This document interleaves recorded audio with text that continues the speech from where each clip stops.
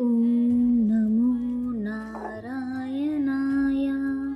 ఈ సృష్టిలో మానవుని జీవితానికి పరమార్థాన్ని తెలిపే ఒక పవిత్ర దినం ఉంది. అదే వైకుంఠ ఏకాదశి.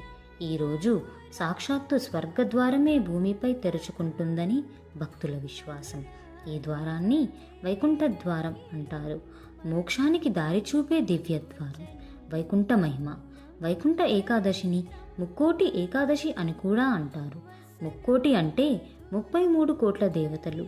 ఈరోజు వారందరూ శ్రీమన్నారాయణుని సన్నిధిలో సమావేశమవుతారు. కృతయుగంలో మత్స్య, కూర్మ, వరాహ, నరసింహ అవతారాలుగా ధర్మాన్ని కాపాడిన నారాయణుడు త్రేతాయుగంలో పరశురాముడిగా, వామనుడిగా అవతరించి మరియు శ్రీరాముడిగా అవతరించి త్యాగం, ధర్మం, మర్యాదలకు ప్రతిరూపమయ్యాడు.